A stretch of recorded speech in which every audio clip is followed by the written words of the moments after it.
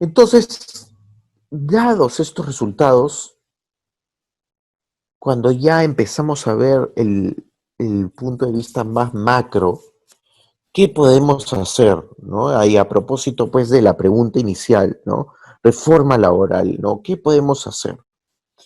Y yo creo que en los últimos 10 años se ha discutido bastante acerca de las cosas que se pueden hacer para fomentar la formalidad.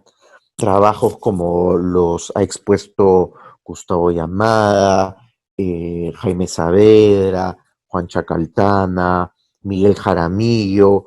eh, Tenemos y además evidencia de literatura internacional y cierta evidencia que estamos también proporcionando aquí en lo que he presentado en las slides anteriores, es que algunas cosas que se pueden hacer están asociados pues a simplificar la vida a los trabajadores y a las empresas.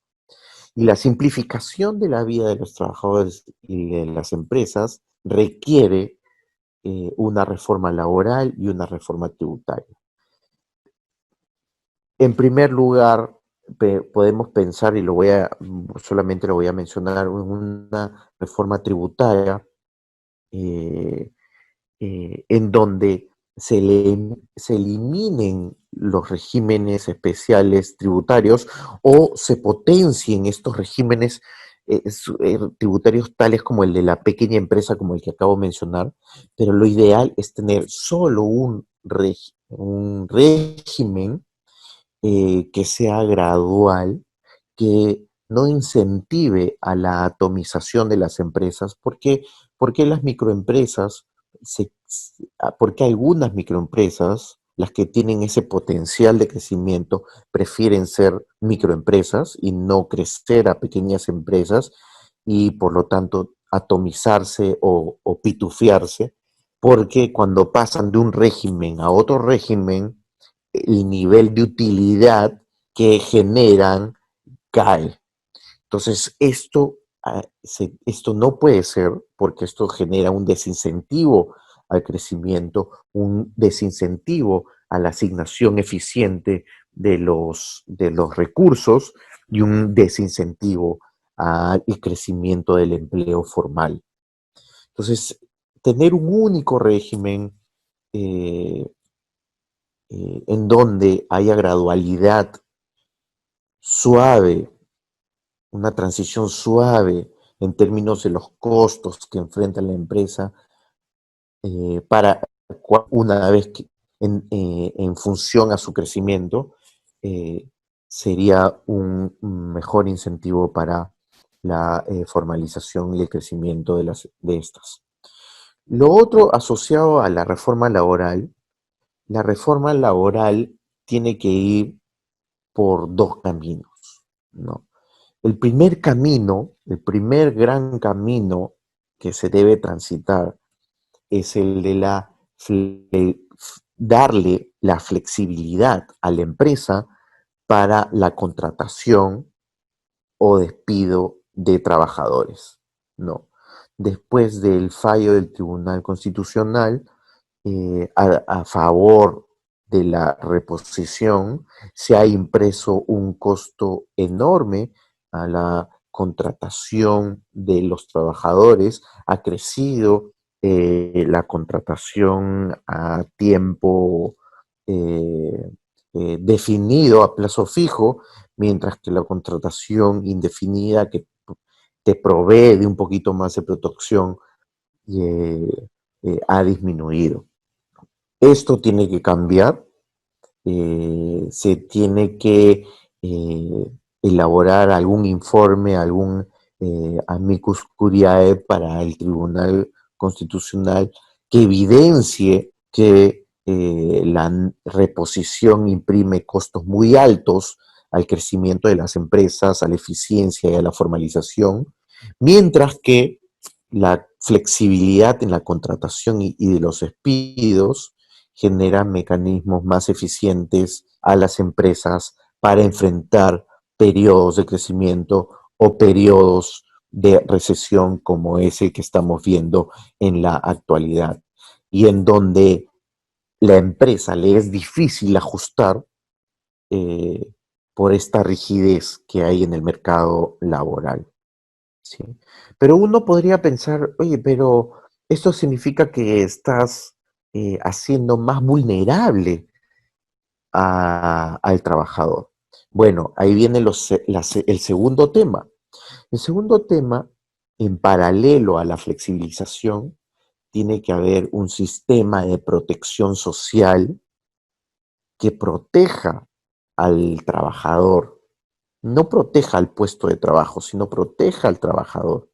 Y este sistema de protección social tiene tres grandes patas. La protección ante choques de salud, la protección ante choques de desempleo y la protección en el retiro, ¿no? En la vejez. ¿No?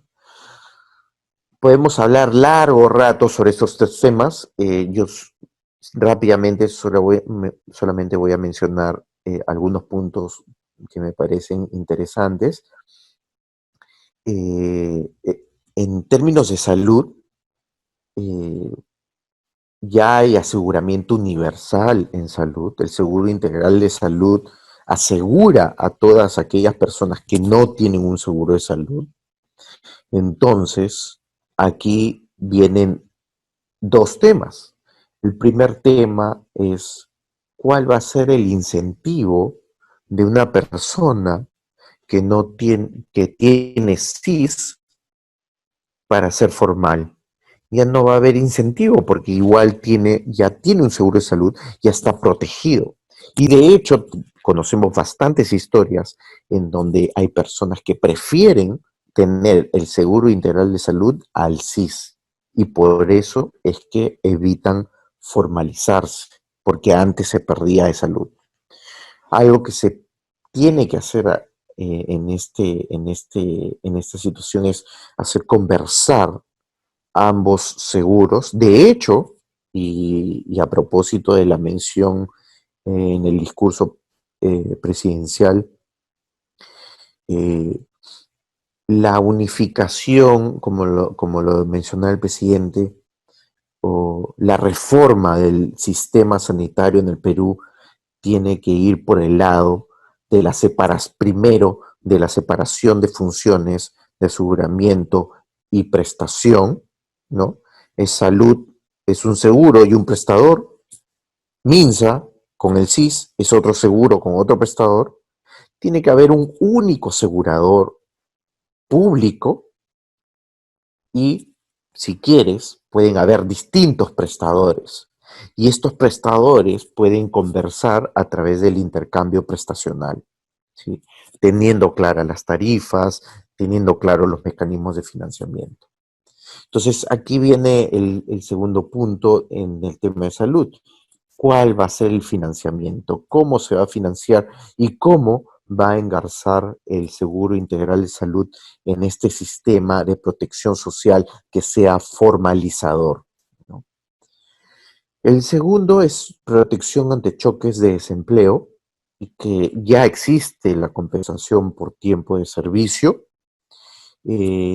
Algunos han propuesto el seguro de desempleo. Esto está descrito de manera detallada en el informe de la Comisión de Protección Social elaborado en el 2017 y en el que se recomienda, que se menciona que es una buena herramienta, pero se recomienda que la proporción de contratos a plazo indefinido crezca para que esta herramienta sea más útil, y eso no va a ocurrir si es que no flexibilizamos el mercado laboral.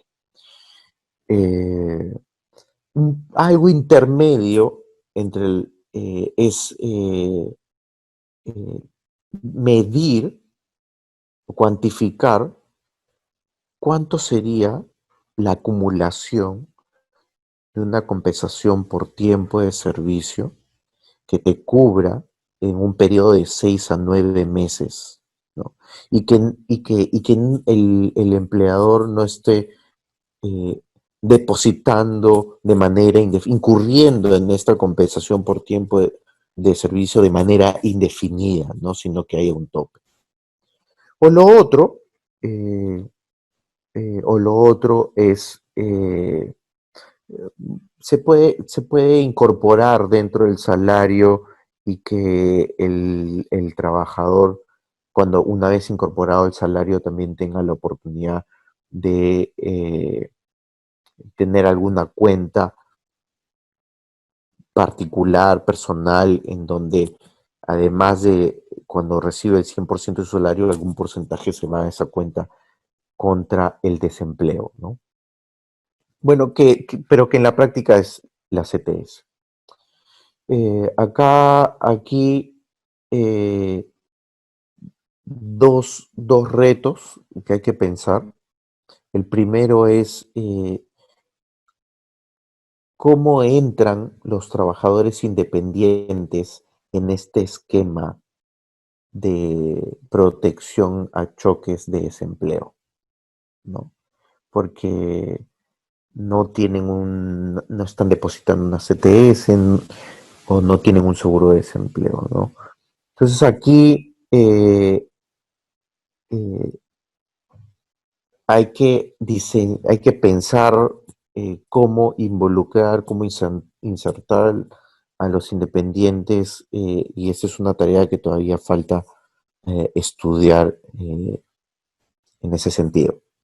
Y lo tercero es el tema de las pensiones, en el que las propuestas que me parecen interesantes vienen por, de nuevo, el informe de la Comisión de Protección Social y a la última presentación que ha hecho el presidente del Banco Central de Reserva, Julio Velarde, ante la Comisión del Congreso, y que mencionan algunas medidas como tener una pensión eh, social no contributiva que cubra a los mayores de 65 años que son pobres, y esto tiene que expandirse, eh, una reforma del Sistema Nacional de Pensiones que transite a un esquema de capitalización individual y ajustes al sistema de privado de pensiones que fomenten la competencia, que bajen los costos y que por lo tanto bajen los costos de las comisiones, eh, que tengan benchmarks de rentabilidad distintos a los que tienen actualmente, más libertad para la inversión, que las comisiones estén vinculadas a la rentabilidad de las inversiones, eh, y que haya un único ente recaudador, ¿no? De estas, ¿no? Que podría ser la SUNAT, de tal forma que también se bajen los costos administrativos, las comisiones por parte de las AFPs, ¿no? Estos tres pilares, ¿cómo se van a financiar? ¿No? Veíamos por el tema del régimen de la MIPE que cuando bajas costos no salariales se incrementa la formalidad, ¿no? Entonces, la discusión o el tránsito hacia cómo se financian estos tres esquemas de protección, estos tres pilares de protección social, eh, debería ser vía impuesto a la renta e IGB, ¿no? Eh, no he estado leyendo las últimas semanas acerca de cómo contribuye el IGB a una asignación más eficiente de los recursos en economía. Hay un par de trabajos en donde se mencionan acerca de cómo avisos a los contribuyentes aumenta la recaudación, eh, y cómo este aumento de la recaudación se traduce en una mejora de los servicios públicos. Habría aquí, dada el bajo dado la baja presión tributaria que hay en el Perú, el bajo enforcement, la alta informalidad, eh, creo que buscar mecanismos para incrementar la recaudación van a ser claves para financiar estos tres pilares.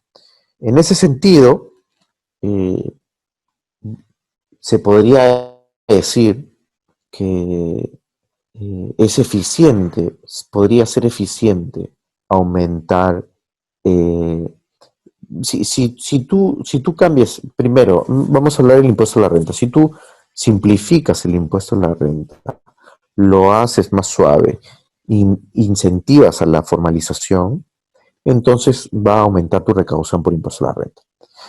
Y con respecto al IGB, yo no creo que bajar IGB formalice la economía. Yo creo que probablemente, no digo que ahora sea el momento, pero probablemente algún aumento del IGB se tenga que incurrir para financiar este sistema de protección social. ¿Sí? Pero ahí la pregunta sería, oye, pero el el IGB es un impuesto súper regresivo. Y efectivamente es regresivo porque los pobres en proporción de sus ingresos estarían pagando más IGB. Sin embargo, hay que mirar la otra cara de la moneda y hay que pensar